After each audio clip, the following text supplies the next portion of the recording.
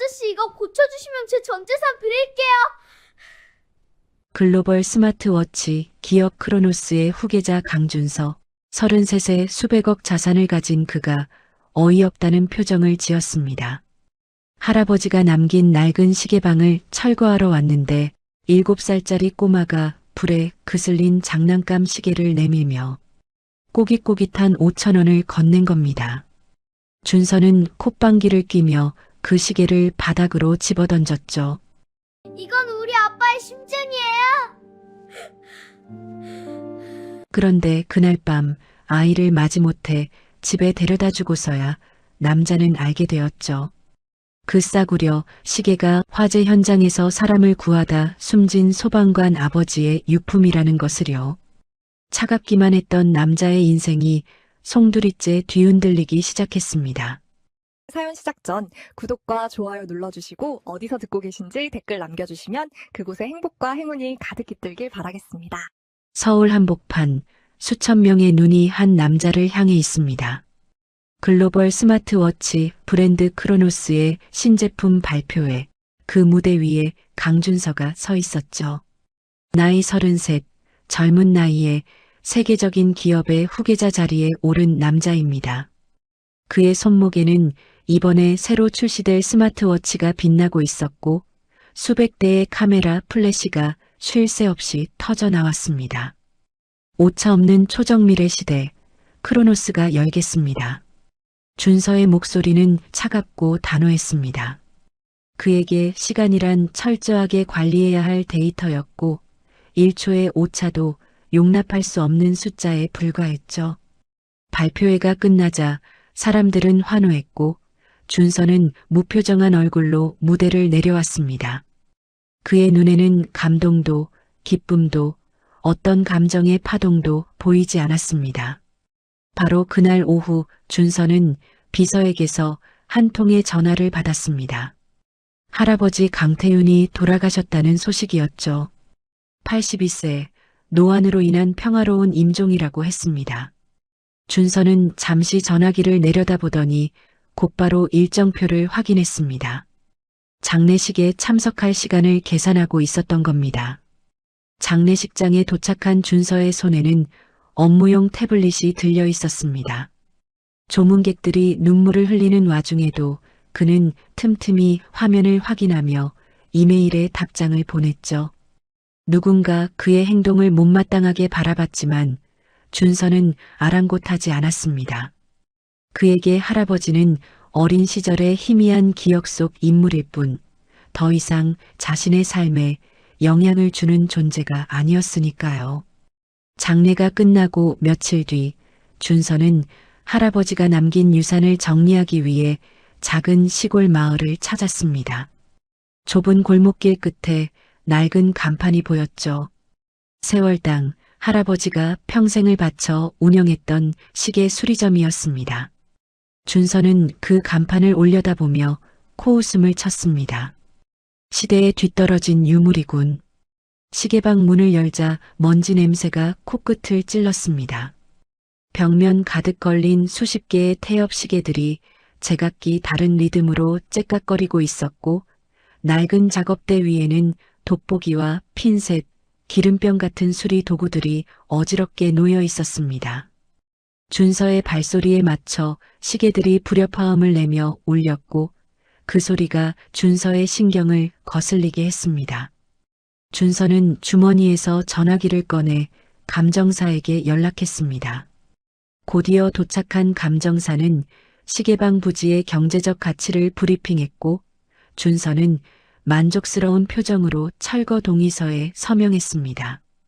이 낡은 건물을 허물고 그 자리에 크로노스의 체험 매장을 세울 계획이었죠. 내일 폐기물 트럭을 보내주세요. 이 안에 있는 것들 전부 치워야 합니다. 준서는 할아버지가 아끼던 수동식 시계들을 거칠게 상자에 담기 시작했습니다. 먼지 쌓인 돋보기도 손때 묻은 핀셋도 그에게는 그저 쓰레기에 불과했죠. 벽에 걸린 시계들을 하나씩 떼어내는 동안에도 준서의 얼굴에는 어떤 감정의 변화도 없었습니다. 그때였습니다. 시계방 문이 삐걱거리며 열리더니 작은 그림자 하나가 조심스럽게 안으로 들어왔습니다. 7살쯤 되어 보이는 남자아이였죠. 짧게 깎은 머리에 낡은 운동화를 신은 아이는 겁먹은 눈으로 시계방 안을 둘러보았습니다.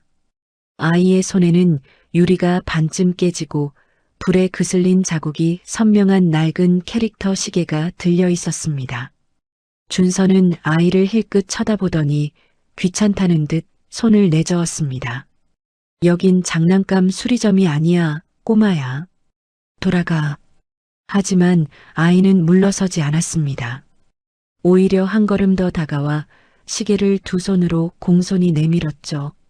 아이의 눈에 눈물이 그렁그렁 맺혀 있었지만 목소리만큼은 단단했습니다. 아저씨, 이거 고쳐주시면 제 전 재산을 드릴게요. 아이가 주머니에서 꺼낸 것은 꼬깃꼬깃 접힌 5,000원짜리 지폐 한 장이었습니다. 준서는 그 모습을 보며 어이없다는 듯 웃음을 터뜨렸죠. 세계적인 기업의 후계자에게 5,000원을 내밀다니 황당하기 짝이 없었습니다. 꼬마야, 내가 누군지 알아? 나는 수십억짜리 시계를 만드는 사람이야. 그런 싸구려 장난감 따위는 관심 없어. 준서는 아이의 손에서 시계를 낚아채더니 바닥으로 밀어 던져버렸습니다. 딱딱한 나무 바닥에 부딪힌 시계에서 작은 부품 하나가 튕겨나갔고 아이는 비명을 지르며 바닥에 엎드렸습니다. 무릎을 꿇고 기어다니며 튕겨나간 부품을 찾는 아이의 어깨가 심하게 떨리고 있었죠. 제발요, 이건 우리 아빠 거예요. 아빠가 마지막으로 남겨준 거라고요. 아이의 울음소리가 시계방 안에 가득 찼지만 준서는 눈 하나 깜짝하지 않았습니다. 오히려 짜증스럽다는 듯 혀를 차며 시계방 문을 열고 밖으로 나갔죠. 문을 걸어 잠그는 소리가 아이의 울음소리를 끊어버렸습니다. 밖으로 나온 준서의 어깨 위로 빗방울이 떨어지기 시작했습니다. 하늘은 어느새 짙은 먹구름으로 뒤덮여 있었고 금세 굵은 빗줄기가 쏟아져 내렸죠. 준서는 우산을 펴며 주차장을 향해 걸어갔습니다. 뒤돌아보지 않았습니다. 시계방 처마 밑에서 아이가 웅크리고 있다는 것을, 차가운 빗물에 젖어가며 부서진 시계를 가슴에 꼭 안고 있다는 것을 준서는 알지 못했습니다. 아니, 알려고 하지 않았습니다. 아이의 이름은 박시온, 7살이었습니다. 3개월 전 화재 사고로 아빠를 잃은 아이였죠. 시온이가 품에 안고 있는 저 낡은 시계는 아빠가 순직할 때 손목에 차고 있던 유품이었습니다. 불길 속에서도 아빠의 손목을 지켰던 시계, 그래서 시온이에게는 아빠의 심장이나 다름없는 물건이었죠. 하지만 준서는 그런 사실을 몰랐습니다. 관심조차 없었죠. 차에 올라탄 그는 젖은 어깨를 털어내며 시동을 걸었고 사이드 미러에 비친 낡은 시계방을 마지막으로 한번 흘기 쳐다봤습니다. 조만간 저 자리에 크로노스 매장이 들어서겠군. 준서의 입가에 만족스러운 미소가 떠올랐습니다. 그에게 세월당은 그저 철거해야 할 낡은 건물이었고 시온이는 귀찮게 나타난 동네 꼬마에 불과했죠. 차가운 금속처럼 단단하게 닫힌 그의 마음에는 어떤 균열도 생기지 않은 것처럼 보였습니다. 빗소리가 점점 거세지는 가운데 준서의 차는 시계방을 뒤로하고 멀어져 갔습니다.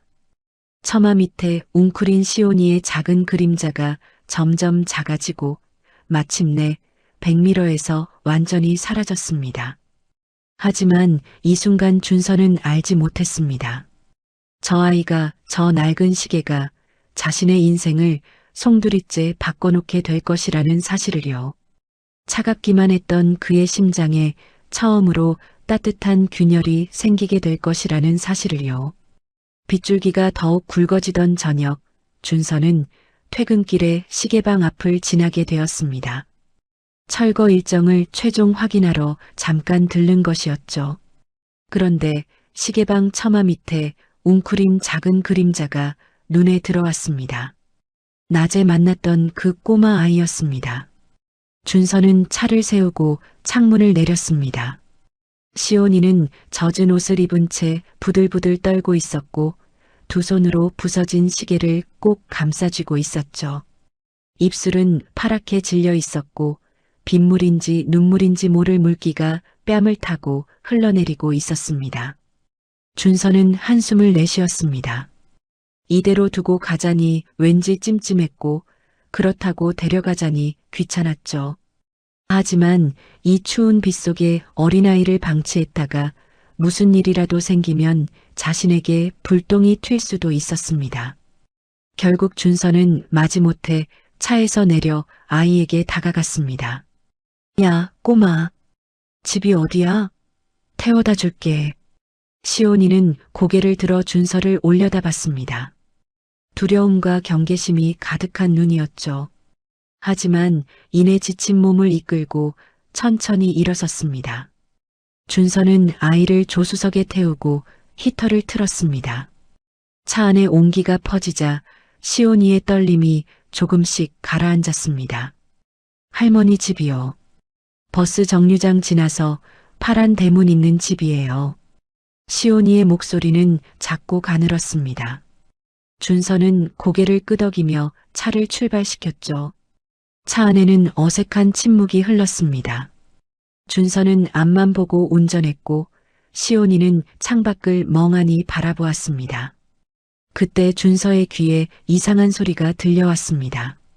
시온이가 시계를 귀에 대고 무언가를 중얼거리고 있었죠. 준서는 슬쩍 고개를 돌려 아이를 쳐다봤습니다. 왜 안 뛰지? 왜 안 뛰는 거야? 아빠 심장 소리인데. 시온이의 입에서 새어나온 말이었습니다. 준서는 의아한 표정을 지었지만 아무 말도 하지 않았습니다. 아이들이 가끔 이상한 말을 하는 법이니까 그러려니 했죠. 얼마 지나지 않아 시온이가 말한 파란 대문집에 도착했습니다. 낡은 슬레이트 지붕에 페인트가 벗겨진 담장, 작은 마당에는 빨래가 빗물에 젖어 축 늘어져 있었습니다. 준서는 차에서 내려 시온이를 데리고 대문 앞에 섰습니다. 문이 열리자 허리가 굽은 할머니가 나왔습니다. 할머니는 젖은 시온이를 보자마자 놀라 달려왔고 아이를 꼭 끌어안았죠. 세상에 시온아, 또 시계방에 갔었구나. 얼마나 찾았는지 몰라. 할머니의 눈에 눈물이 그렁그렁 맺혔습니다. 준서는 어색하게 서 있다가 돌아가려고 발걸음을 옮겼습니다. 그때 할머니가 준서의 팔을 붙잡았습니다. 손님, 잠깐만요. 비도 오는데 따뜻한 차 한 잔 드시고 가세요. 우리 시온이를 데려다 주셨는데 그냥 보내면 안 되죠. 준서는 거절하려 했지만 할머니의 간곡한 눈빛에 결국 고개를 끄덕였습니다. 좁은 거실로 들어서는 순간 준서의 시선이 한 곳에 멈췄습니다. 낡은 장식장 위에 놓인 영정사진이었죠. 젊은 남자가 소방관 제복을 입고 환하게 웃고 있었습니다. 할머니가 준서의 시선을 따라가더니 조용히 입을 열었습니다. 우리 아들이에요.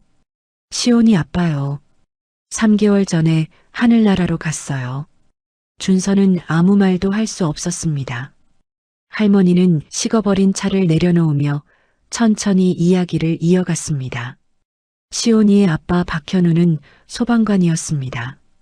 3개월 전 대형 상가 건물에서 화재가 발생했죠. 현우는 불길 속으로 뛰어들어 갇혀있던 독거노인을 구해냈습니다. 하지만 마지막으로 빠져나오려던 순간 건물이 무너져 내렸습니다. 현우는 자신의 몸으로 다른 사람을 감싸 안은 채 숨을 거뒀습니다. 현우가 발견됐을 때요, 손목에 저 시계가 채워져 있었어요. 할머니의 손가락이 시온이가 품에 안고 있는 낡은 시계를 가리켰습니다. 불길 속에서도 끝까지 남아있던 시계, 아빠의 마지막 순간을 함께한 시계였죠. 현우가 시온이한테 늘 그랬어요. 이 시계에 마법을 걸어뒀다고. 시계가 가는 동안에는 아빠가 늘 함께 있을 거라고요. 할머니의 목소리가 점점 가라앉았습니다. 준서는 묵묵히 듣고만 있었죠. 가슴 한쪽이 이상하게 무거워지는 느낌이었습니다. 그런데 장례식이 끝나고 며칠 뒤에 시계가 멈춰버렸어요. 그날 이후로 우리 시온이가 할머니는 말을 잇지 못하고 고개를 떨구었습니다. 방 안에는 무거운 침묵이 내려앉았습니다. 시온이는 아빠의 시계가 멈춘 날부터 잠을 자지 못했습니다. 밤마다 악몽을 꾸었고 새벽에 비명을 지르며 깨어났죠. 아빠 심장이 멈췄다고, 아빠가 진짜 죽었다고 울부짖었습니다. 시온이에게 그 시계는 단순한 물건이 아니었습니다.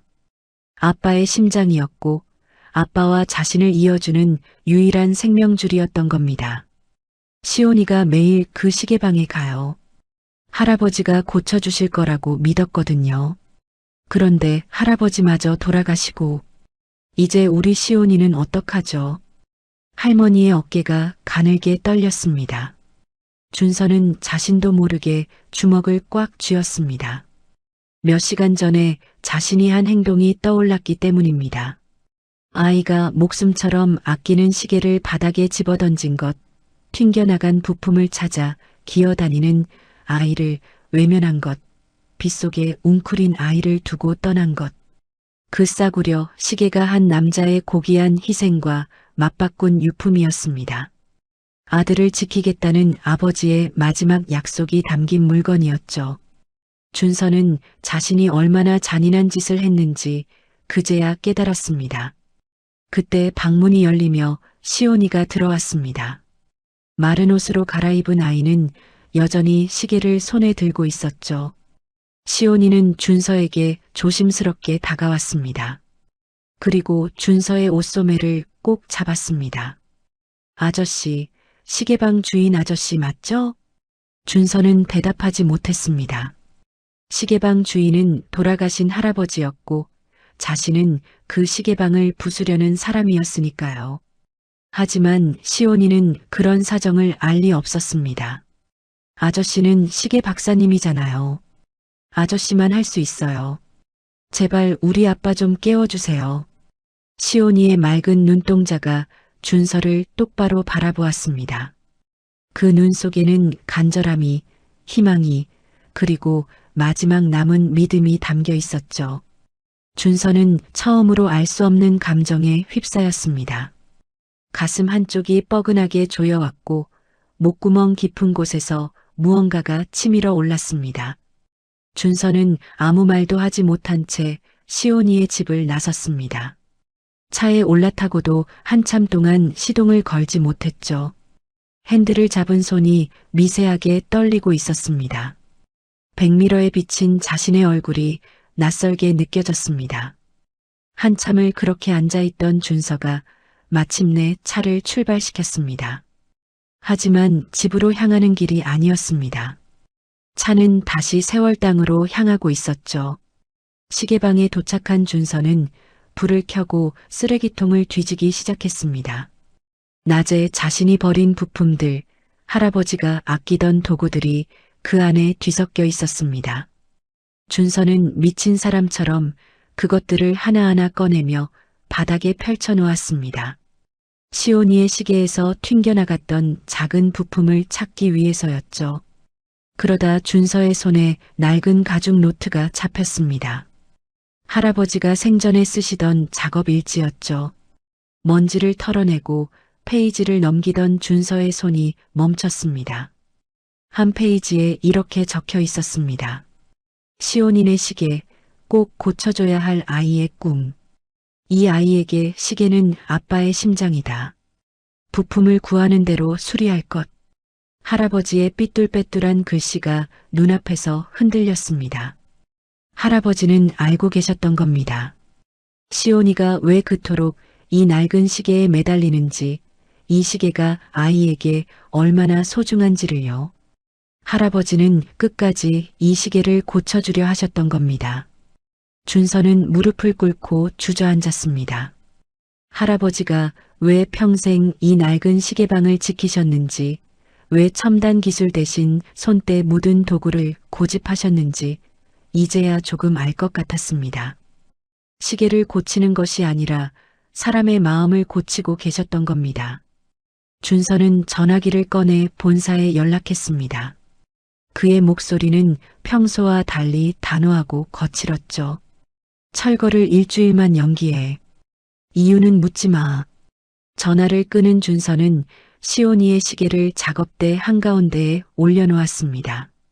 그리고 할아버지가 쓰시던 낡은 돋보기를 집어들었죠. 손목에 찬 스마트워치의 알람이 울렸지만 준서는 그것을 꺼버렸습니다. 이 순간만큼은 오직 이 작은 시계에만 집중하고 싶었습니다. 아이의 아빠를 다시 깨워주고 싶었습니다. 그것이 자신이 저지른 잘못을 속죄하는 유일한 방법이라고 생각했으니까요.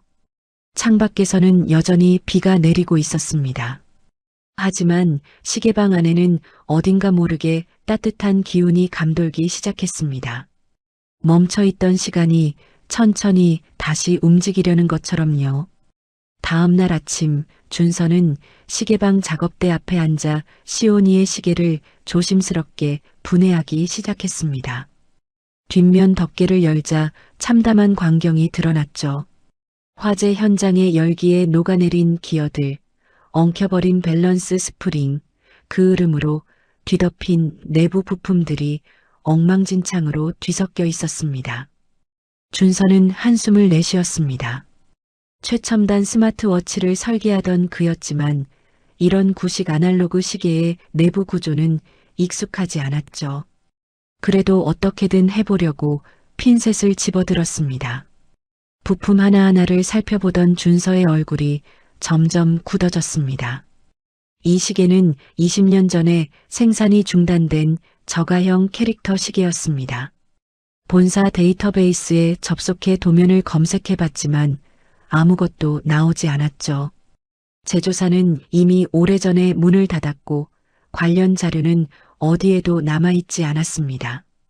이 정도면 거의 고고학 발굴 수준이네. 준서는 쓴웃음을 지으며 자신의 손목에 찬 스마트워치를 바라봤습니다. 수천만 원짜리 최신형 시계였죠.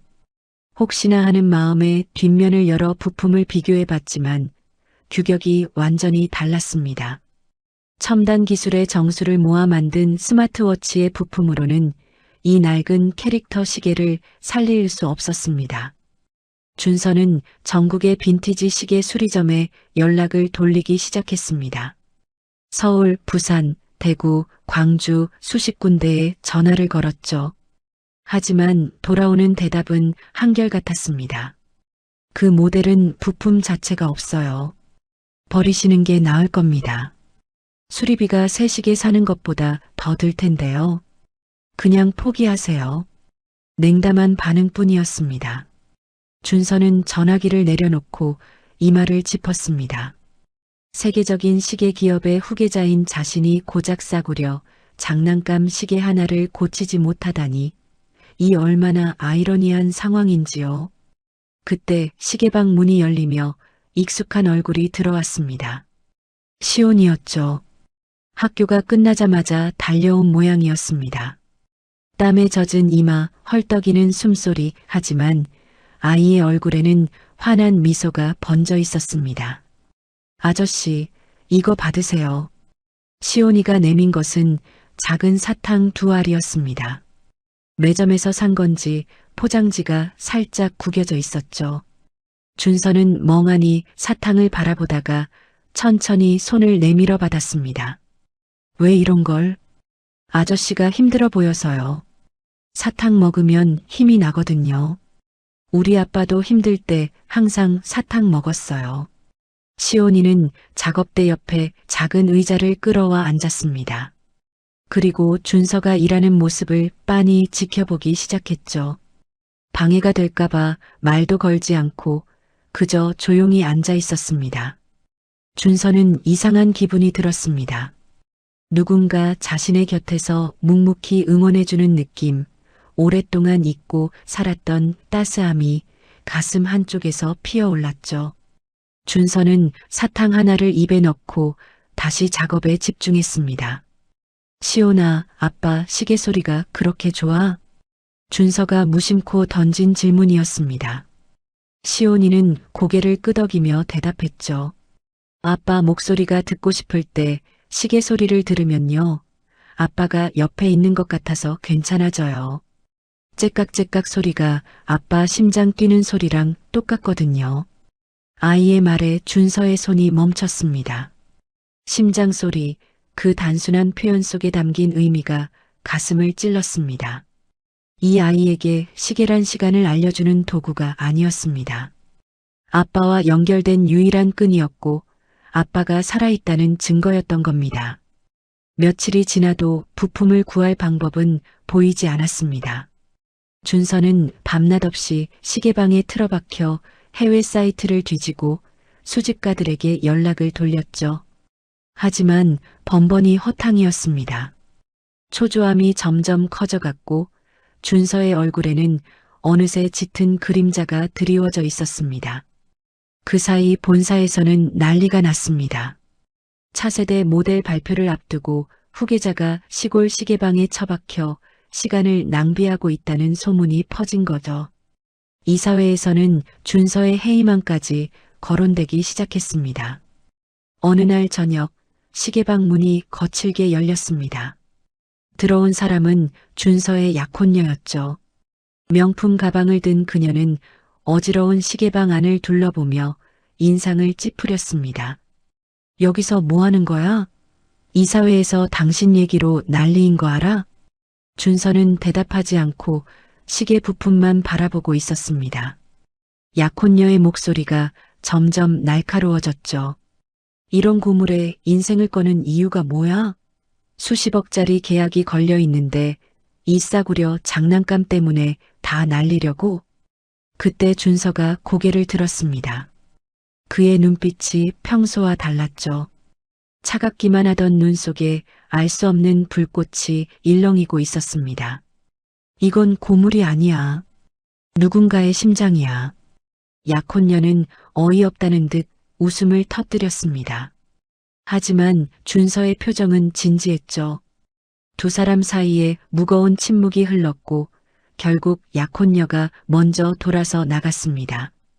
문이 쾅 닫히는 소리가 시계방 안에 울려 퍼졌습니다. 준서는 다시 작업대로 돌아왔습니다. 손에는 할아버지가 남긴 낡은 책들이 들려 있었죠.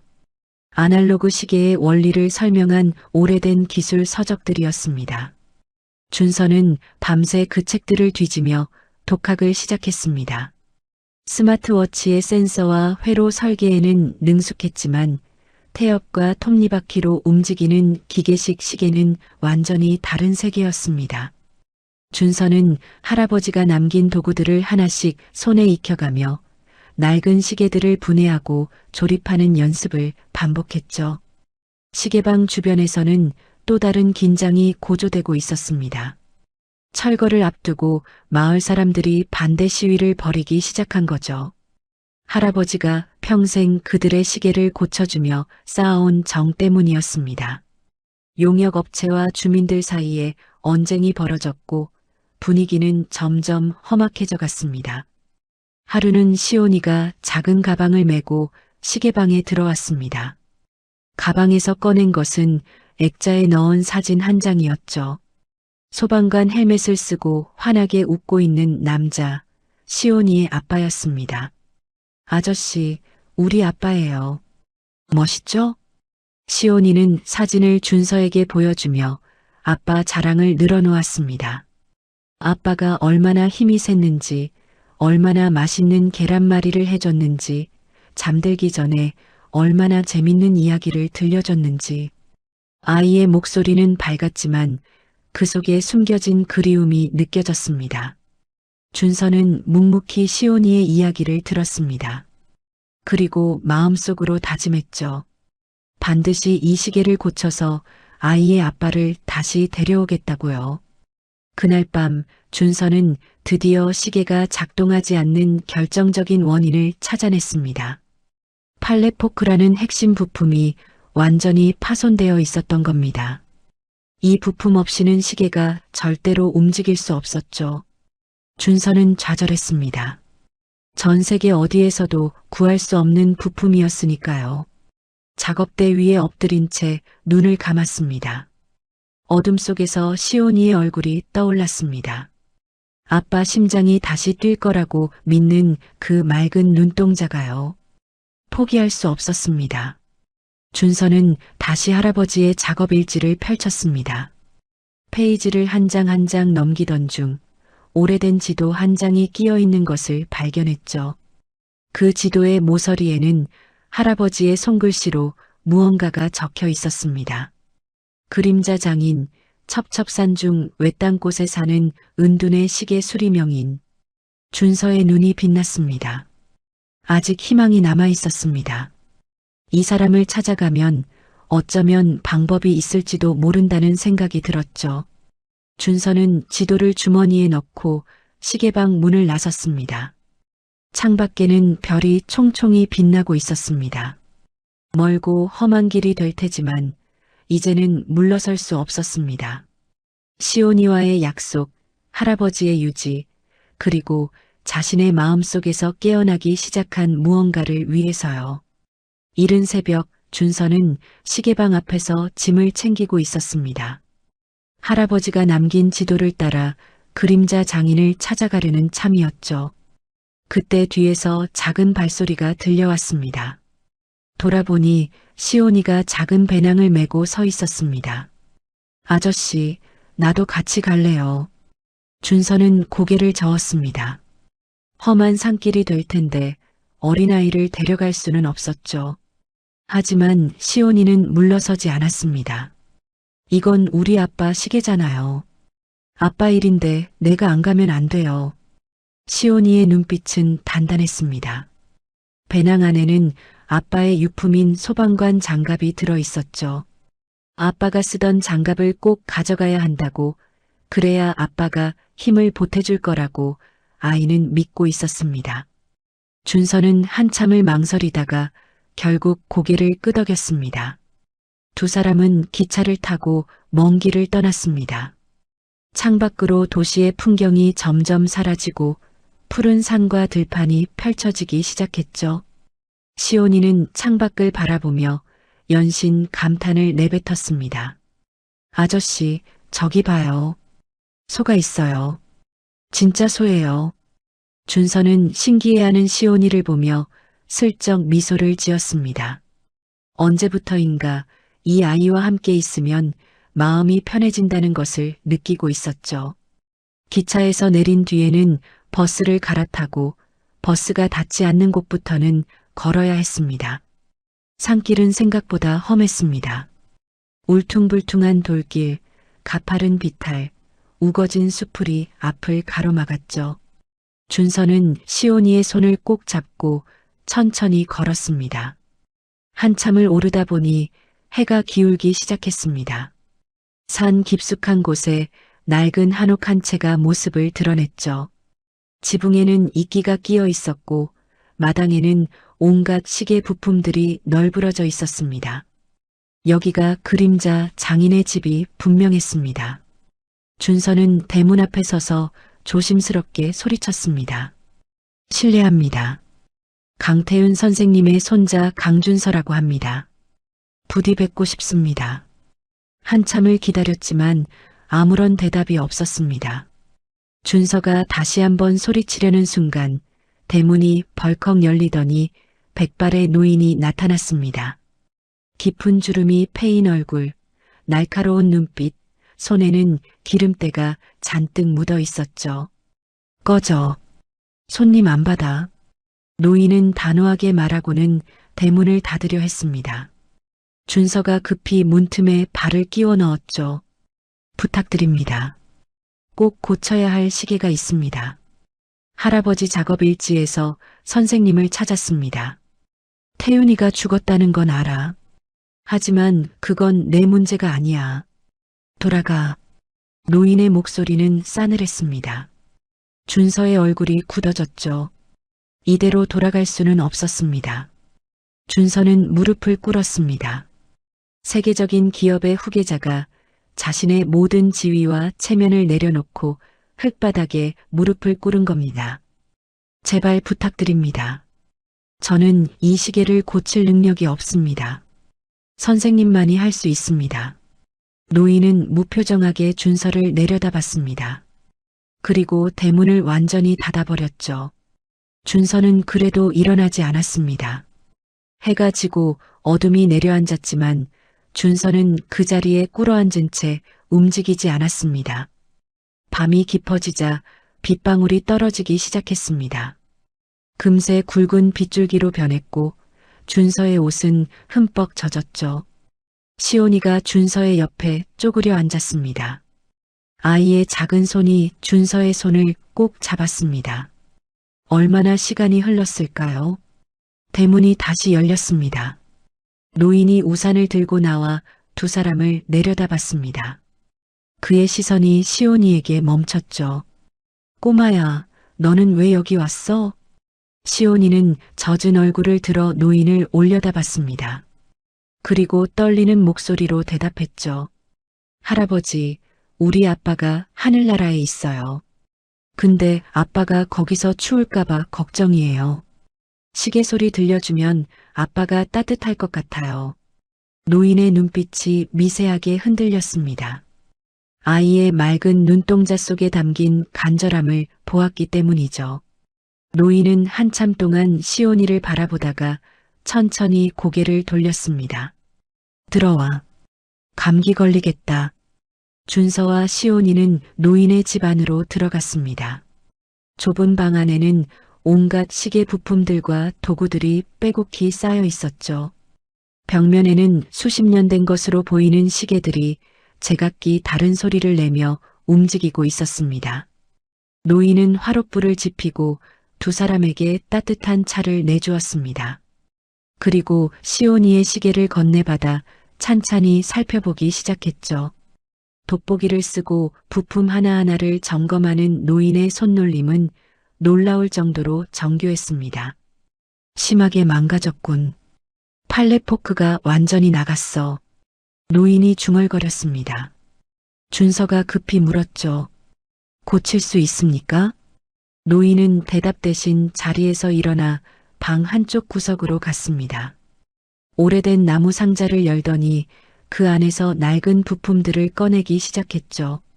한참을 뒤지던 노인의 손이 멈췄습니다. 운이 좋군. 같은 기종의 부품이 남아있어. 준서의 눈이 커졌습니다. 전 세계 어디에서도 구할 수 없던 부품이 이곳에 있었던 겁니다. 기적이라고밖에 할 수 없는 일이었죠. 하지만 노인은 부품을 건네주지 않았습니다. 부품만 가져간다고 시계가 살아나는 게 아니야. 내 손으로 직접 고쳐야 해. 노인은 준서에게 작업대 앞에 앉으라고 했습니다. 그리고 시계 수리의 기본부터 가르치기 시작했죠. 최첨단 기계가 아닌 오직 손끝의 감각으로 금속의 결을 읽는 법이었습니다. 시계는 살아있는 생명체와 같아. 기계로 찍어내면 움직이기는 하지만 숨을 쉬지는 못해. 내 심장 박동을 시계에 담아야 진짜 시계가 되는 거야. 준서는 노인의 말을 새기며 작업에 집중했습니다. 처음에는 손이 떨리고 부품을 놓치기도 했죠. 하지만 노인은 꾸짖지 않았습니다. 묵묵히 지켜보며 필요할 때만 손을 잡아주었습니다. 시온이는 그 옆에 앉아 준서가 일하는 모습을 지켜봤습니다. 준서의 이마에 땀이 맺히면 수건으로 닦아주었고 힘들어 보이면 물을 떠다 주었죠. 아이의 작은 응원이 준서에게 힘이 되었습니다. 사흘 밤낮을 그렇게 보냈습니다. 준서의 손은 기름때로 범벅이 되었고 눈은 충혈되었죠. 하지만 포기하지 않았습니다. 노인이 알려주는 대로 부품을 다듬고 조립하고 또 분해하기를 수십 번 반복했습니다. 마지막 날 밤 노인이 준서에게 말했습니다. 이제 내 손으로 완성해봐. 내가 더 도와줄 수 있는 건 없어. 준서는 고개를 끄덕이고 마지막 조립에 들어갔습니다. 손끝에 온 신경을 집중했죠. 부품 하나하나를 제자리에 넣을 때마다 심장이 뛰었습니다. 마침내 모든 부품이 자리를 잡았습니다. 하지만 시계는 아직 움직이지 않았죠. 태엽을 감아야 했습니다. 준서가 태엽을 감으려는 순간 노인이 손을 잡았습니다. 잠깐. 마지막 태엽은 이 아이가 감아야 해. 노인이 시온이를 가리켰습니다. 시온이는 긴장한 얼굴로 다가왔죠. 준서가 시온이의 손을 잡고 태엽 감는 법을 알려주었습니다. 천천히, 아주 천천히 돌려. 내 마음을 담아서. 시온이는 떨리는 손으로 태엽을 감기 시작했습니다. 한 바퀴, 두 바퀴, 세 바퀴. 작은 손가락이 조심스럽게 움직일 때마다 시계 안에서 미세한 진동이 느껴졌습니다. 하지만 시계는 아직 침묵하고 있었습니다. 준서의 얼굴에 그림자가 드리워졌죠. 노인이 말했습니다. 서두르지 마. 시계는 기다림을 가르쳐주는 도구야. 때가 되면 움직일 거야. 준서는 시계를 조심스럽게 천으로 감싸 배낭에 넣었습니다. 노인에게 깊이 고개를 숙여 인사했죠. 감사합니다. 평생 잊지 않겠습니다. 노인은 묵묵히 고개를 끄덕였습니다. 그리고 떠나는 두 사람의 뒷모습을 한참 동안 바라봤죠. 집을 나서며 준서는 처음으로 시온이를 품에 안아주었습니다. 따뜻하고 자연스러운 포옹이었죠. 시온이도 준서의 허리를 꼭 껴안았습니다. 아저씨, 이제 아빠가 깨어날 수 있는 거죠? 그래, 시온아. 조금만 더 기다려보자. 돌아오는 기차 안에서 두 사람은 나란히 앉았습니다. 창밖으로 노을이 붉게 물들고 있었죠. 시온이는 준서의 어깨에 머리를 기댄 채 깊은 잠에 빠졌습니다.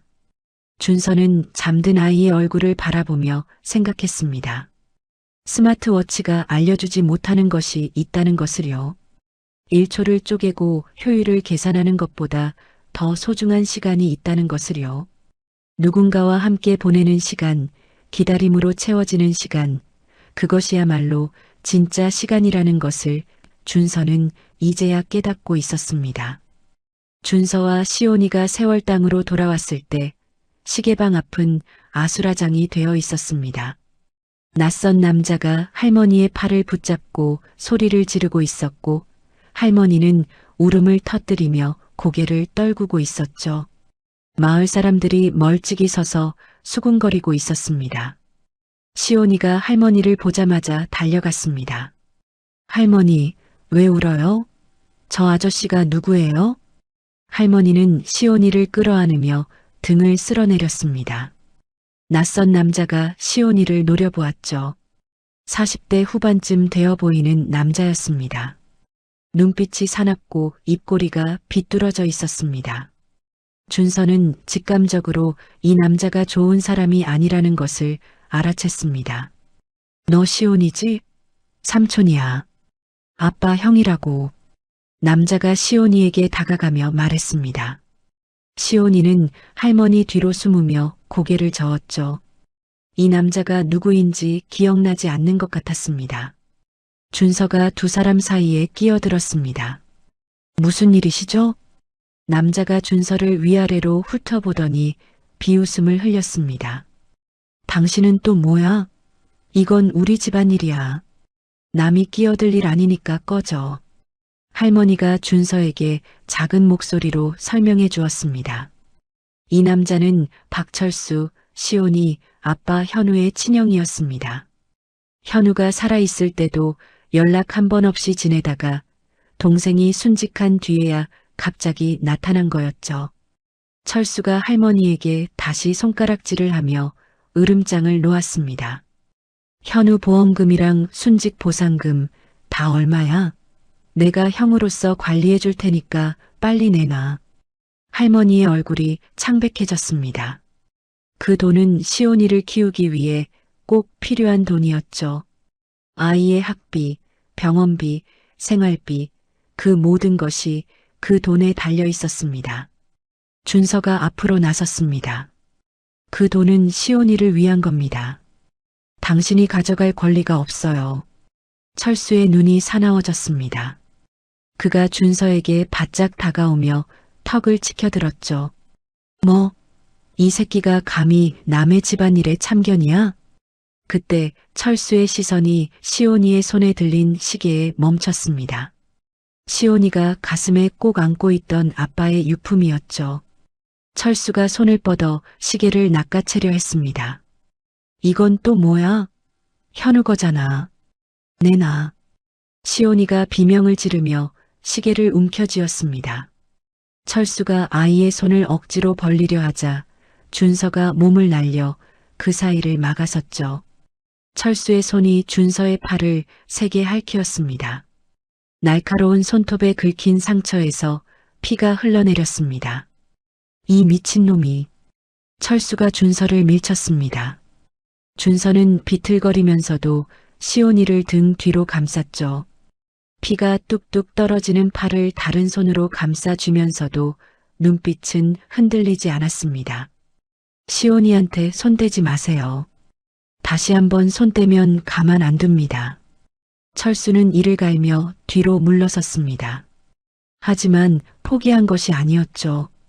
그는 주머니에서 전화기를 꺼내 어디론가 전화를 걸기 시작했습니다. 여보세요?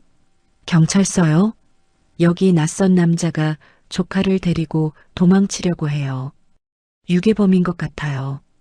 준서의 얼굴이 굳어졌습니다. 철수가 웃으며 전화를 끊었죠. 내가 이 꼬맹이랑 며칠간 어딜 다녀왔는지 다 알아. 부모도 아닌 남이 미성년자 데리고 다녔으니까 유괴죄로 신고할 수 있어. 어디 감옥에서 한번 썩어봐. 마을이 발칵 뒤집혔습니다. 경찰차가 도착하고 철수는 준서를 유괴범으로 몰아세웠죠. 할머니와 시온이가 아니라고 울며 호소했지만 철수는 막무가내였습니다. 상황이 점점 복잡해지는 사이 또 다른 차량들이 시계방 앞에 줄지어 멈췄습니다. 본사에서 온 임원들이었습니다.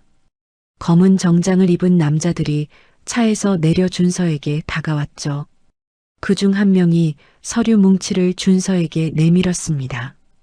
강 상무님, 이사회 결정입니다. 오늘 중으로 철거 동의서에 서명하지 않으시면 상무직에서 해임됩니다. 준서는 서류를 받아들지 않았습니다. 임원이 목소리를 높였죠. 지금 장난하시는 겁니까? 수백억 규모의 프로젝트가 걸려 있습니다. 이 낡은 건물 하나 때문에 회사를 포기하시겠다는 겁니까? 준서는 대답하지 않았습니다. 그의 시선은 시온이에게 고정되어 있었죠. 경찰에게 둘러싸여 겁에 질린 아이 할머니의 치맛자락을 움켜쥔 채 부들부들 떨고 있는 아이를 바라보며 준서는 조용히 말했습니다. 해임하든 말든 알아서 하세요. 저는 할 일이 있습니다. 준서는 피가 흐르는 팔을 감싸 쥐고 시계방 안으로 들어갔습니다. 문을 닫는 순간 밖에서 철수가 고함을 질렀죠. 야, 문 열어. 거기 들어가면 불법 점거야. 준서는 신경 쓰지 않았습니다. 작업대 앞에 앉아 시온이의 시계를 꺼냈죠. 이제 마지막 조립만 남았습니다. 그림자 장인에게서 배운 대로 부품을 하나씩 제자리에 넣기만 하면 되었습니다. 하지만 문제가 있었습니다. 상처 입은 팔이 말을 듣지 않았죠. 철수에게 핥힌 상처가 생각보다 깊었고 손가락 끝까지 통증이 퍼져 있었습니다. 정밀한 작업을 하려면 손끝이 1mm도 흔들리면 안 되는데 지금 준서의 손은 너무 많이 떨리고 있었습니다. 밖에서 소란이 점점 커졌습니다. 철수가 용역 업체까지 불러온 것 같았죠. 덩치 큰 남자들의 발소리가 시계방 주변을 둘러싸는 게 느껴졌습니다. 곧 문을 강제로 열 것 같았습니다. 제발. 준서는 떨리는 손으로 핀셋을 집었습니다. 하지만 부품을 제대로 잡을 수가 없었죠. 핀셋이 미끄러지고 부품이 작업대 위로 굴러떨어졌습니다. 준서의 이마에 식은땀이 맺혔습니다. 쿵쿵쿵. 누군가 시계방 문을 세게 두드렸습니다. 강준서, 문 안 열면 강제로 연다. 3분 준다. 철수의 목소리였습니다. 준서는 이를 악물고 다시 핀셋을 집었죠. 손이 떨렸지만 포기할 수 없었습니다. 시온이와의 약속, 할아버지의 유지, 그 모든 것이 이 작은 시계에 달려 있었으니까요. 그때 시계방 뒷문이 살그머니 열렸습니다. 시온이가 몰래 들어온 거였죠. 아이는 살금살금 준서에게 다가와 작업대 옆에 섰습니다. 아저씨, 손 다쳤어요? 준서가 고개를 끄덕이자 시온이는 주머니에서 작은 밴드를 꺼냈습니다. 학교에서 받은 건지 캐릭터가 그려진 귀여운 밴드였죠. 아이는 서툰 손놀림으로 준서의 상처 위에 밴드를 붙였습니다. 아빠가 그랬어요. 다친 데는 바로 치료해야 한다고. 안 그러면 더 아프대요. 준서는 아이의 얼굴을 바라봤습니다. 두려움에 떨면서도 자신을 걱정해주는 그 맑은 눈동자에서 눈을 뗄 수가 없었죠. 아저씨가 우리 아빠 친구 맞죠? 시온이의 물음에 준서는 순간 말문이 막혔습니다. 자신은 아빠의 친구가 아니었습니다. 처음에는 이 아이를 차갑게 내쫓았던 사람이었죠. 하지만 지금 이 순간 준서는 진심을 담아 대답했습니다. 그래, 시온아. 아저씨는 아빠 친구야. 시온이의 얼굴에 작은 미소가 번졌습니다. 그 미소를 보는 순간 준서의 떨리던 손이 조금씩 안정되기 시작했죠. 아이가 옆에 있다는 것만으로 이상하게 힘이 났습니다. 아저씨, 나 여기서 조용히 있을게요. 방해 안 할게요. 그러니까 아빠 깨워주세요. 시온이는 작업대 옆 작은 의자에 앉아 두 손을 가지런히 모았습니다. 마치 기도하는 것처럼요. 준서는 깊은 숨을 내쉬고 다시 핀셋을 집었습니다. 밖에서는 문을 부수는 소리가 점점 커지고 있었습니다. 시간이 얼마 남지 않았죠. 하지만 준서는 서두르지 않았습니다. 그림자 장인이 가르쳐준 대로 심장 박동을 시계에 담는다는 마음으로 천천히 부품을 조립해 나갔습니다. 마침내 마지막 부품이 제자리에 들어갔습니다. 이제 태엽만 감으면 되었죠. 준서가 태엽을 감으려는 순간 시계방 문이 강제로 열렸습니다. 철수와 용역업체 남자들이 우르르 밀려 들어왔죠. 거기까지야. 이제 그만해. 철수가 준서에게 다가왔습니다. 하지만 준서는 물러서지 않았습니다. 시온이를 등 뒤로 감싸며 시계를 가슴에 꼭 안았죠. 무슨 일이 있어도 이 시계만은 지켜야 했습니다. 시온이의 아빠가 담긴 심장이니까요. 좁은 공간이 순식간에 사람들로 가득 찼죠. 준서는 한 발짝도 물러서지 않았습니다. 철수가 손을 뻗으며 시계를 내놓으라고 소리쳤지만 준서는 시계를 더 꽉 움켜쥐었죠. 두 사람의 눈빛이 허공에서 부딪혔고 팽팽한 긴장감이 시계방 안을 가득 채웠습니다. 그때 본사 임원 한 명이 앞으로 나섰습니다. 그의 손에는 서류 뭉치와 볼펜이 들려 있었죠. 임원은 이것이 마지막 기회라며 지금 서명하면 모든 걸 없던 일로 하겠다고 했습니다. 유괴 혐의도 회사 측에서 무마해주겠다는 조건이었죠. 하지만 준서는 대답하지 않았습니다. 임원이 목소리를 높이며 이 땅에 크로노스 체험관을 세우면 연간 수십억의 수익이 난다고 고작 낡은 시계 하나 때문에 그 모든 걸 포기하겠냐고 따져 물었습니다. 준서가 천천히 고개를 들었습니다. 그의 눈빛은 차갑지도 뜨겁지도 않았습니다. 그저 단단했죠. 이 시계는 낡은 게 아닙니다. 누군가의 심장입니다. 임원의 얼굴이 일그러졌습니다. 철수가 코웃음을 치며 완전히 돌았다고 비아냥거렸죠. 그리고 용역업체 남자들에게 손짓했습니다. 덩치 큰 남자 두 명이 준서에게 다가왔고 한 명이 준서의 팔을 붙잡는 사이 다른 한 명이 시계를 빼앗으려 했습니다. 시온이가 비명을 지르며 준서의 다리에 매달렸습니다. 용역업체 남자가 아이를 떼어내려 했지만 시온이는 놓지 않았죠.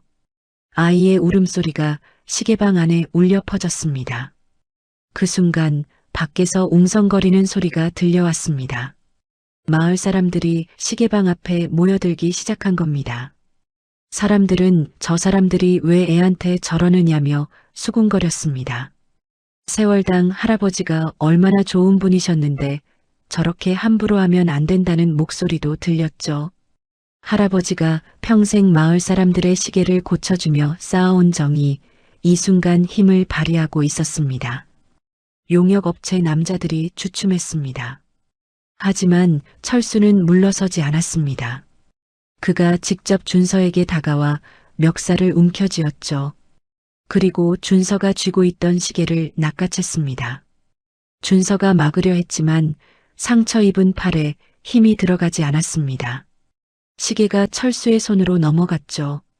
철수는 시계를 들어 올리며 이싸구려 장난감이 뭐가 대단하다고 그러느냐며 비웃었습니다. 그리고 바닥에 내던지려는 순간 시온이가 달려들었습니다. 아이의 작은 몸이 철수의 팔에 매달렸죠. 삼촌, 제발이요. 그거 아빠예요. 아빠 버리지 마세요. 시온이의 울부짖음에 철수의 손이 잠시 멈췄습니다. 하지만 그것도 잠깐이었죠. 철수가 시온이를 거칠게 밀쳐냈습니다. 아이가 바닥에 나동그라졌고 그 틈에 준서가 달려들어 시계를 되찾았습니다. 철수가 고함을 지르며 경찰을 불렀습니다. 이미 와 있던 경찰들이 시계방 안으로 들어왔고 상황은 점점 더 혼란스러워졌습니다. 고함 소리, 울음소리, 발소리가 뒤엉켰죠. 그 혼란 속에서 준서는 시온이의 손을 잡고 시계방 뒷문으로 빠져나왔습니다.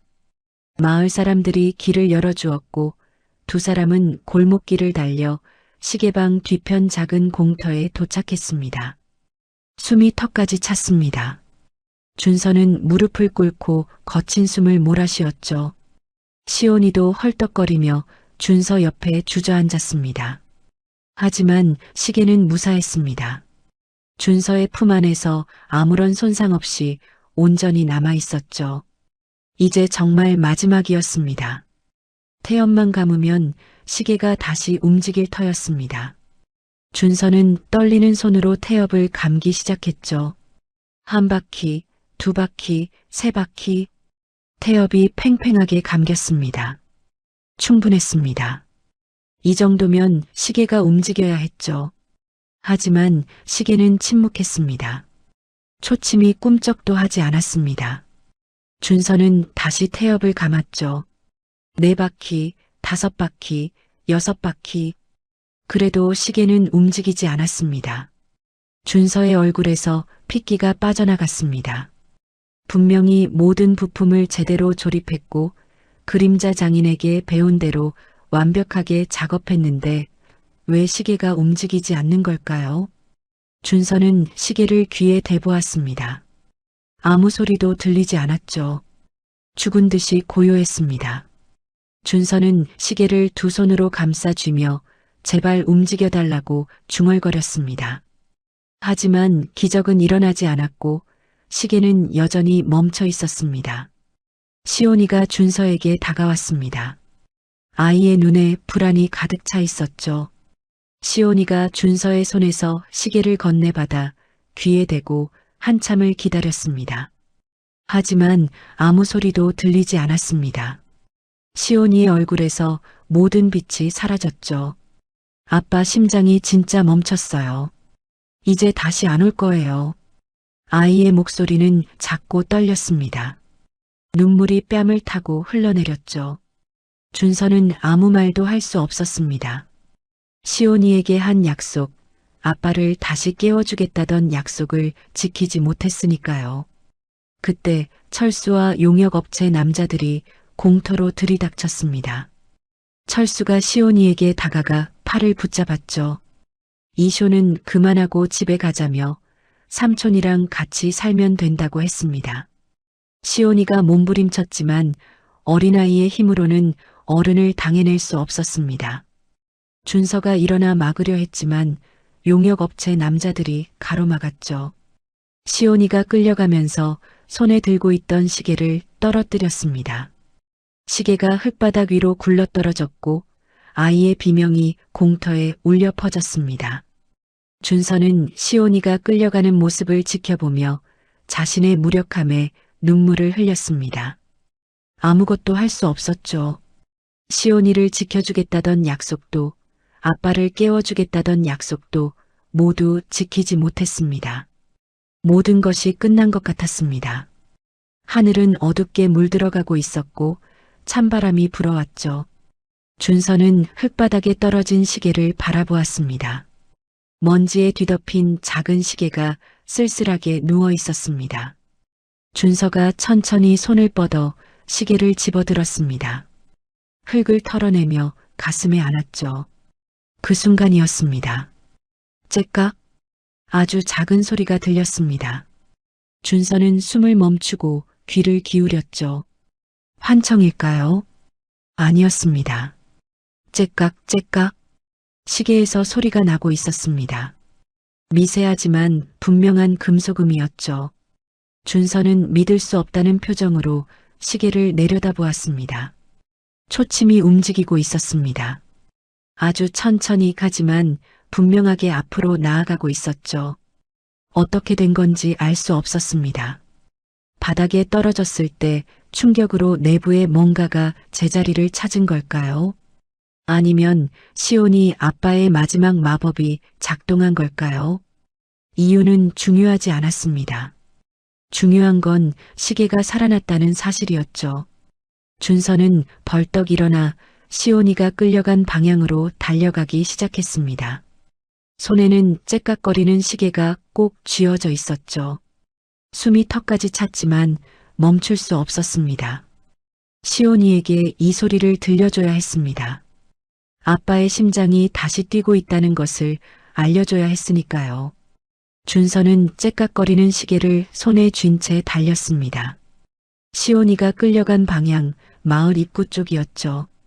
숨이 턱까지 찼지만 멈출 수 없었습니다.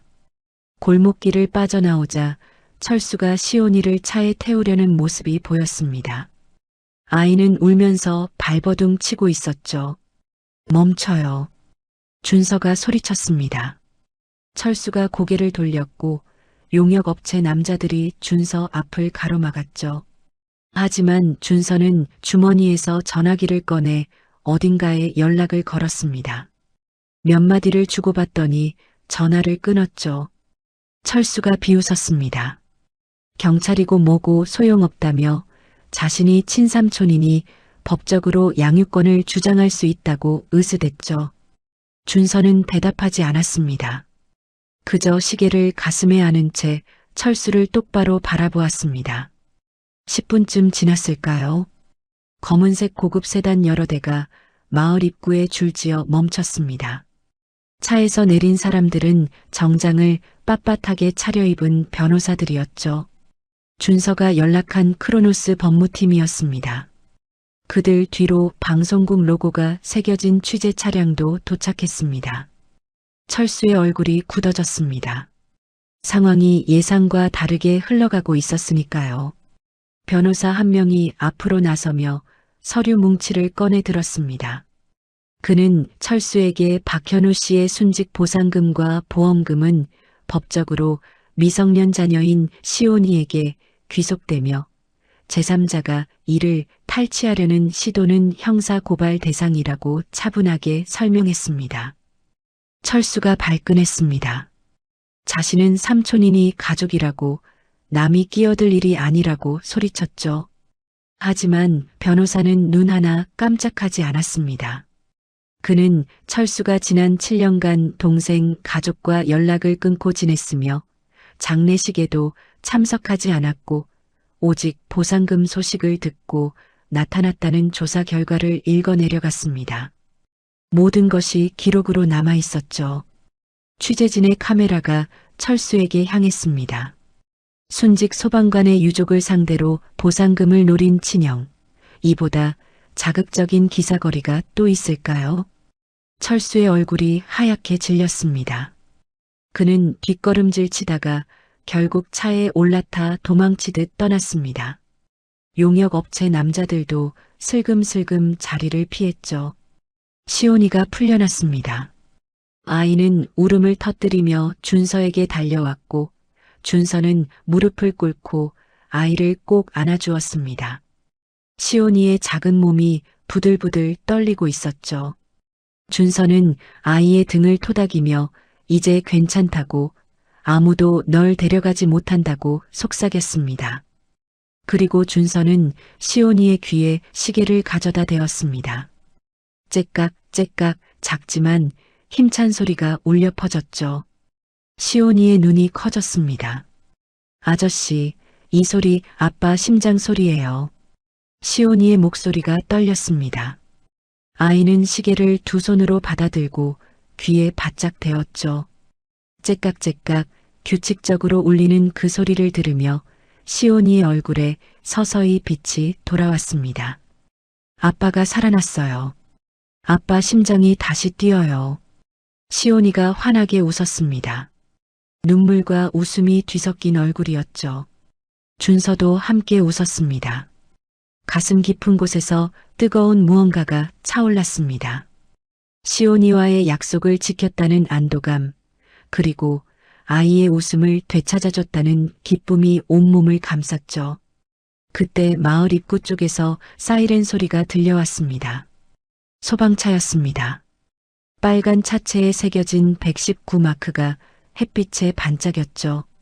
차에서 내린 사람들은 소방관 제복을 입고 있었습니다. 시온이 아빠 현우의 동료들이었습니다. 소방관들이 시온이에게 다가왔습니다. 그중 한 명이 무릎을 꿇고 시온이의 눈높이에 맞추었죠. 그는 시온이의 머리를 쓰다듬으며 아빠가 남긴 선물이 시계 말고 하나 더 있다고 말했습니다. 소방관들 뒤로 한 가족이 조심스럽게 다가왔습니다.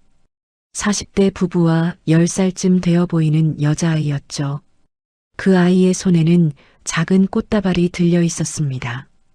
이 가족은 3개월 전 그 화재 현장에서 현우가 구해낸 사람들이었습니다.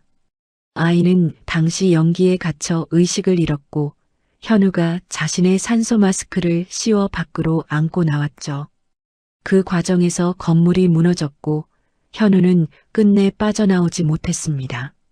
아이의 엄마가 시온이 앞에 무릎을 꿇었습니다. 그녀의 눈에는 눈물이 가득 고여 있었죠. 그녀는 시온이의 손을 잡으며 아빠가 얼마나 용감한 사람이었는지 자신의 딸에게 두 번째 생명을 선물해준 영웅이라고 말했습니다. 구조된 아이가 시온이에게 꽃다발을 건넸습니다. 그리고 작은 목소리로 고맙다고 시온이 아빠 덕분에 자기가 살았다고 말했죠. 시온이는 멍하니 꽃다발을 받아들었습니다. 그리고 천천히 고개를 들어 하늘을 올려다보았습니다. 아빠 들었어요? 아빠가 영웅이래요. 시온이의 목소리는 작았지만 단단했습니다. 아이의 눈에서 눈물이 흘러내렸지만 입가에는 미소가 번져 있었죠. 슬픔과 자부심이 뒤섞인 표정이었습니다. 준서는 그 모습을 지켜보며 깨달았습니다.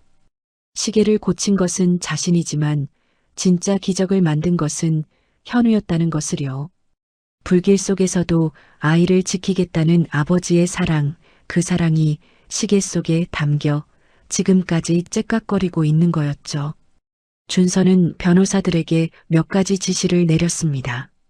시온이의 보상금을 법적으로 안전하게 보호할 신탁을 설립하고 철수가 다시는 접근하지 못하도록 접근 금지 명령을 신청하라고요. 변호사들은 고개를 끄덕이며 즉시 업무에 착수했습니다. 그리고 준서는 본사에 연락을 걸었습니다. 이사회의 해임안을 수락하겠다고요. 대신 조건이 있었죠. 세월당 부지를 철거하는 대신 그곳에 시계복원재단을 설립하겠다는 것이었습니다. 할아버지가 평생 해온 일, 사람들의 추억이 담긴 시계를 고쳐주는 일을 이어가겠다는 뜻이었죠. 이사회는 처음에 반대했습니다. 하지만 준서가 자신의 지분 일부를 재단에 기부하겠다고 하자 태도가 달라졌죠. 결국 협상이 성사되었고 세월당은 살아남게 되었습니다. 해가 기울기 시작했습니다. 노을빛이 마을 전체를 붉게 물들였죠. 준서와 시온이는 나란히 서서 하늘을 바라보았습니다. 시온이의 손에는 여전히 째깍거리는 시계가 들려 있었습니다. 아저씨, 아빠가 이 시계 속에 이사 온 거 맞죠? 시온이가 물었습니다. 준서는 고개를 끄덕였죠. 그래, 시온아. 아빠는 내 곁에 있어. 시계가 뛰는 한 아빠는 항상 내 옆에서 심장을 뛰고 있는 거야. 시온이가 시계를 가슴에 꼭 안았습니다. 그리고 하늘을 향해 환한 미소를 지었죠. 아빠, 나 이제 안 올게요. 아빠 심장 소리 들으면서 씩씩하게 잘게요. 아이의 약속이 바람을 타고 하늘로 올라갔습니다. 노을빛 속에서 시온이의 얼굴이 빛나고 있었죠. 준서는 그 모습을 바라보며 생각했습니다. 자신이 진짜로 고친 것은 시계가 아니라 이 아이의 마음이었다고요. 그리고 그 과정에서 자신의 마음도 함께 고쳐졌다고요. 마을 사람들이 하나둘 모여들었습니다. 할아버지의 장례식 때 왔던 사람들, 세월당에서 시계를 고쳐갔던 사람들이었죠. 그들은 준서에게 고맙다고 할아버지가 하늘에서 기뻐하실 거라고 말했습니다. 준서는 묵묵히 고개를 숙였죠. 밤이 찾아왔습니다. 별이 하나둘 떠오르기 시작했고 시온이는 할머니의 품에 안겨 깊은 잠에 빠졌습니다. 손에는 여전히 시계를 꼭 쥐고 있었죠. 째깍째깍 작은 소리가 아이의 숨소리와 어우러져 자장가처럼 울렸습니다. 준서는 시계방으로 돌아왔습니다. 어지러웠던 내부를 정리하고 할아버지의 작업대를 다시 제자리에 놓았죠. 벽에 걸린 시계들이 제각기 다른 리듬으로 째깍거리고 있었습니다.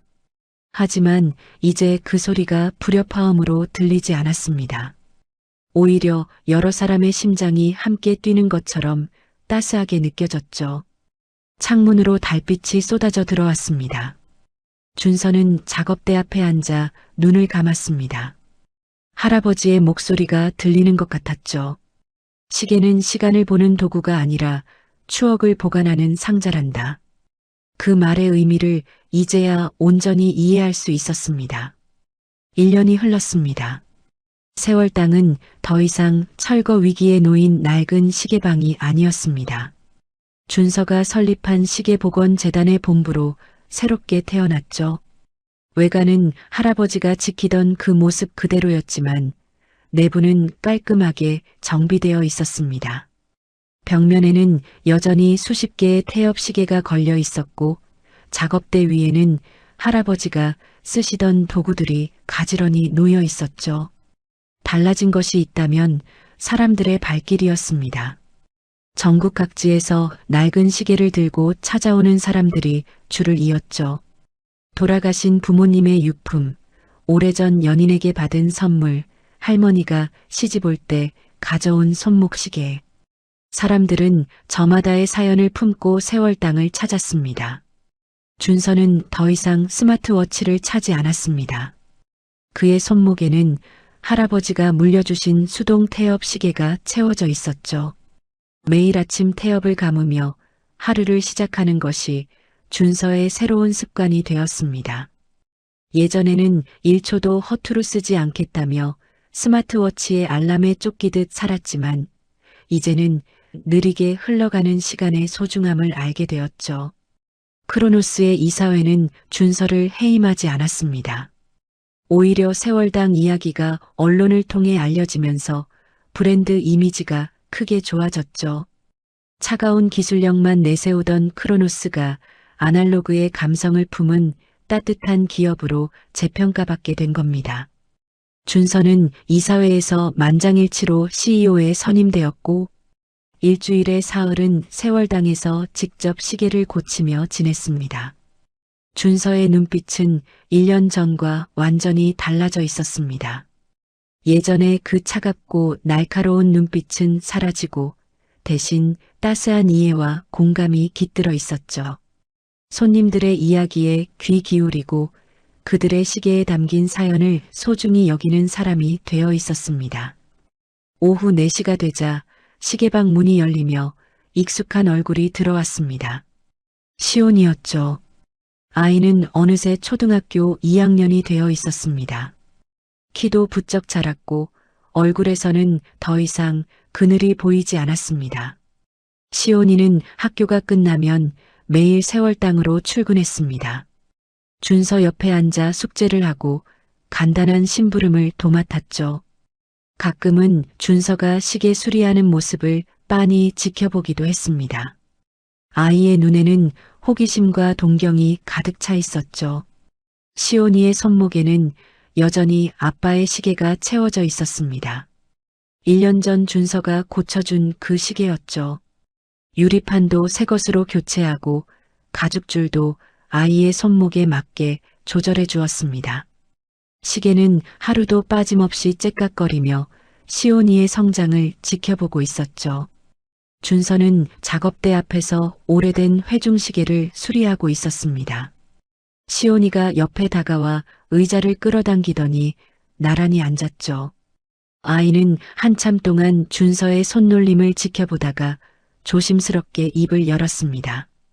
아저씨, 나도 시계 고치는 거 배울 수 있어요? 준서가 손을 멈추고 시온이를 바라봤습니다. 아이의 눈이 반짝이고 있었죠. 물론이지. 왜 시계 박사가 되고 싶어? 시온이가 고개를 끄덕였습니다. 그리고 자신의 손목에 찬 시계를 내려다보며 말했죠. 나중에 아저씨처럼 마음을 고치는 시계 박사가 될래요. 아빠처럼 사람들 도와주는 사람이 되고 싶어요. 준서의 가슴이 뭉클해졌습니다. 1년 전 빗속에서 부서진 시계를 안고 울던 아이가 이렇게 자라났구나 싶었죠. 준서는 시온이의 머리를 쓰다듬으며 미소 지었습니다. 준서가 서랍에서 작은 핀셋 하나를 꺼내 시온이에게 건넸습니다. 아이 손에 맞는 작은 크기였죠. 시온이의 눈이 동그래졌습니다. 이건 내 거야. 오늘부터 조금씩 배워보자. 시온이가 환하게 웃으며 핀셋을 받아들었습니다. 준서가 간단한 부품 정리부터 알려주기 시작했고 시온이는 진지한 표정으로 따라했죠.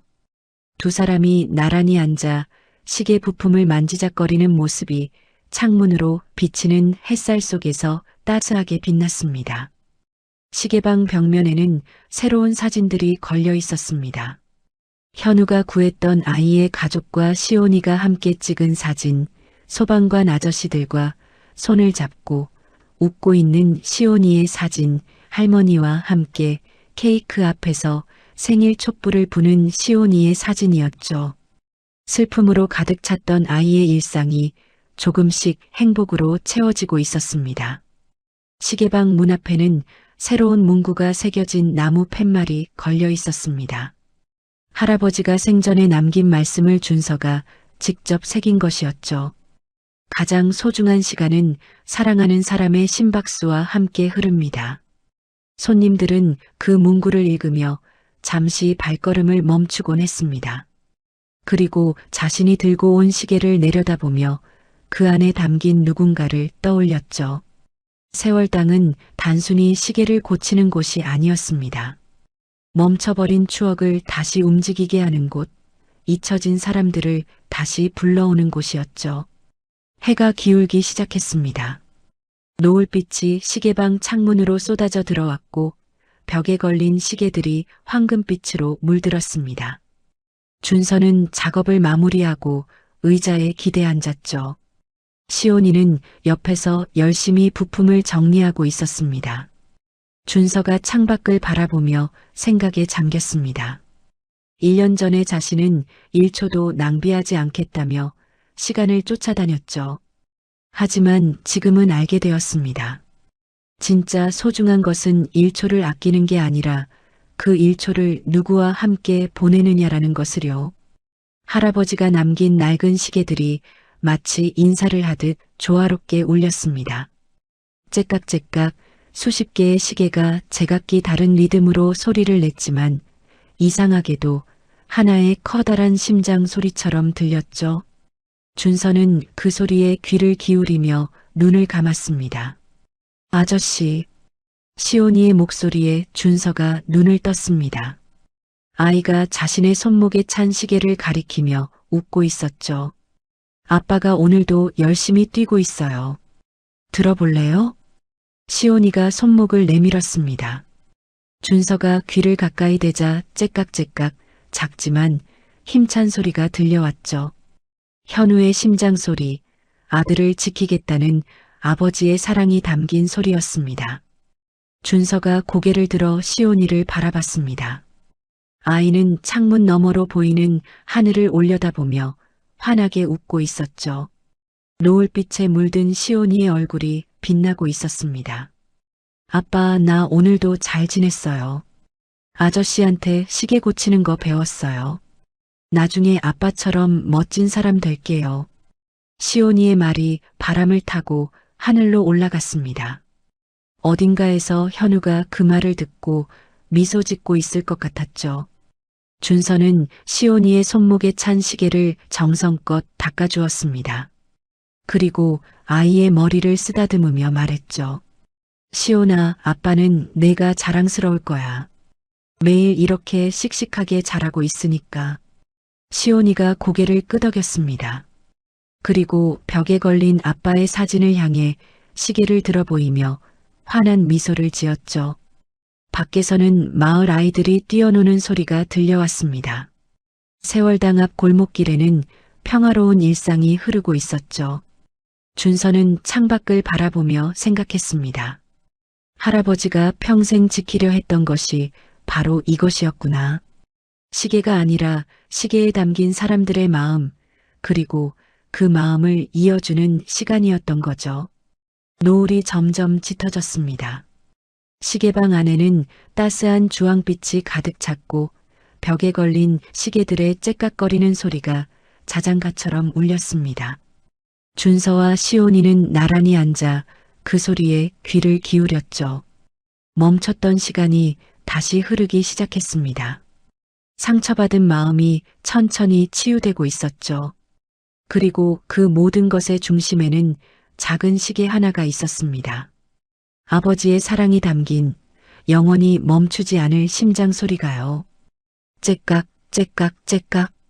그 소리는 오늘도 세월 땅에 울려 퍼지고 있습니다. 일본의 전설적인 시계 장인 세이코 창업자 하토리 긴타로는 평생 시계를 만들며 이런 말을 남겼습니다. 시계의 가치는 정확함에 있지 않다. 그 시계를 볼 때마다 떠오르는 사람이 있느냐에 달려있다. 그는 기술보다 마음을 담는 장인이 되라고 제자들에게 가르쳤죠. 오늘 사연 속 준서도 마찬가지였습니다. 세계 최고의 스마트워치를 만들던 그가 결국 깨달은 건 1초의 정확함이 아니었습니다. 낡은 시계 속에 담긴 아버지의 심장 소리. 그것이 진짜 시간의 가치였죠. 살다 보면 우리는 효율과 속도에 쫓기며 정작 소중한 것을 놓치곤 합니다. 하지만 기억해 주세요. 가장 값진 시간은 숫자로 측정되지 않습니다.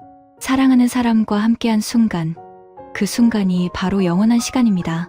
오늘 영상이 마음에 드셨다면 좋아요와 구독 부탁드리며 댓글로 여러분의 소중한 시계 이야기도 들려주세요. 지금까지 청춘 봄날이었습니다.